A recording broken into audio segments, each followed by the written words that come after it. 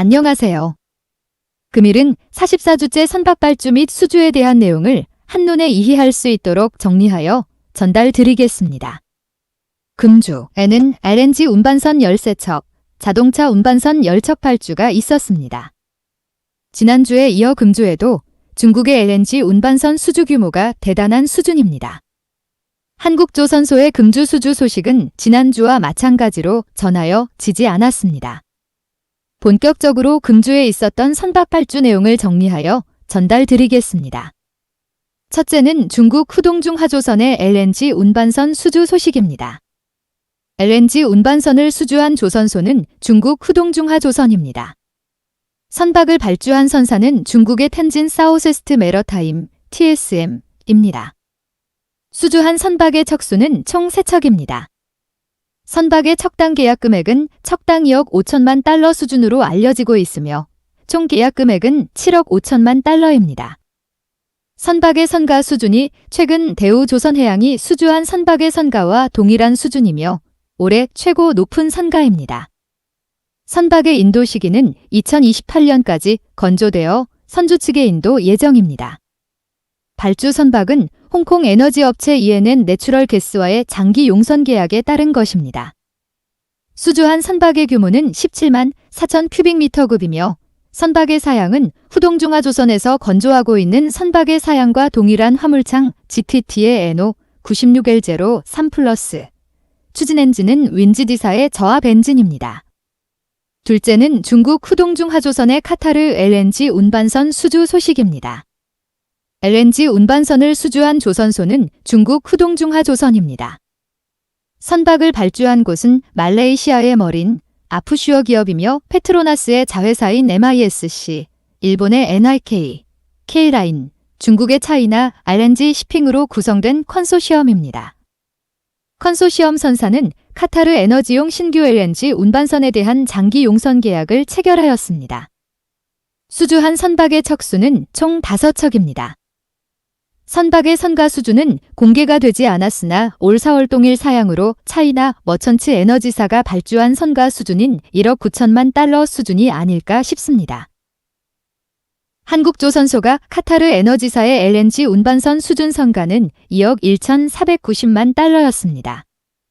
선박의 규모와 사양은 17만 4천 큐빅미터급이며 선박의 엔진은 윈지디사의 XDF 2.1, 저압으로 인가된 가스를 사용하는 이중 연료 엔진이며 해당 엔진은 온실가스 배출량을 감소하는 데 도움이 되는 이그조스트 리사이클링, RCEA어 시스템, 공기윤활 시스템이 설치되는 것입니다. 셋째는 중국 다롄 조선소의 LNG 운반선 수주 소식입니다. LNG 운반선을 수주한 조선소는 중국 다롄 조선소입니다. 선박을 발주한 곳은 일본의 MOL, 중국의 CSLN지사입니다. 수주한 선박의 척수는 확정 3척, 옵션 2척입니다. 선박의 척당 계약 금액은 척당 2억 3천만 달러 수준으로 알려지고 있으며 총 계약 금액은 11억 5천만 달러입니다. 선박의 인도 시기는 2026년까지 건조되어 선주 측의 인도 예정입니다. 수주한 선박의 규모는 17만 5천 큐빅미터급이며 선박의 사양은 다롄 조선소에서 건조하고 있는 선박의 사양과 동일한 화물창은 GTT의 마크3 플렉스, 추진 엔진은 윈지디사의 저압 엔진입니다. 넷째는 중국 장수조선소 자동차 운반선 수주 소식입니다. LNG 운반선을 수주한 조선소는 차이나 머천츠 중공업 산하 장수조선소입니다. 선박을 발주한 선사는 이태리 그리말디 선사입니다. 수주한 선박의 규모는 9,000 CU급이며 선박의 척수는 5척 확정, 5척 옵션입니다. 선박의 척당 계약 금액은 척당 1억 달러 수준으로 알려지고 있으며 총 계약 금액은 10억 달러입니다. 확정 선박의 인도 시기는 2025년에서 2026년까지 순차로 건조되어 선주 측의 인도 예정입니다.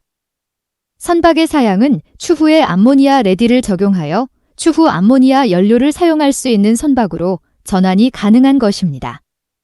또한 공기윤활 시스템, 에어 루브리케이션 시스템을 적용하여 선박의 성능을 개선한 것으로 알려지고 있습니다. 항구에서 제로 이미션을 달성할 수 있도록 하기 위하여 태양광 시스템과 리튬이온 배터리를 설치할 예정입니다. 중국 조선소의 선박 수주 규모와 선종에 있어 놀라운 규모임을 매주 알게 됩니다. 한국 조선소가 항상 1등을 할 수 없는 것이 시장의 상황입니다. 벌크선, 자동차 운반선이 시장의 논리로 중국으로 넘어간 것이 이미 오래이고 컨테이너선의 중소형의 경우도 중국이 선가 경쟁에서 한국보다 우위에 있는 것입니다. 한국 조선소에 남아있는 선박은 대형 컨테이너선, LNG 운반선 정도입니다. 이들 선박이 중국 조선소의 경쟁 우위를 유지하는 기간이 앞으로 얼마나 남아있는지 객관적인 시장 관점에서 되짚어 보아야 할 것입니다. 향후에 한국 조선소의 생존 전략은 무엇인지 조선소 자체로 자문자답하여 해답을 찾아야 하지 않을까 싶습니다. 한국 조선소는 1등이라는 자만에 빠지는 우를 범하지 않기를 바랍니다. 중국이라는 큰 경쟁자가 뒤를 바짝 다가오고 있기 때문입니다. 선박, 해양 관련 산업 및 기술에 대한 궁금한 점이 있는 분들은 아래의 카페로 방문을 하시면 많은 정보와 도움을 받으실 수 있을 것으로 생각합니다. 감사합니다.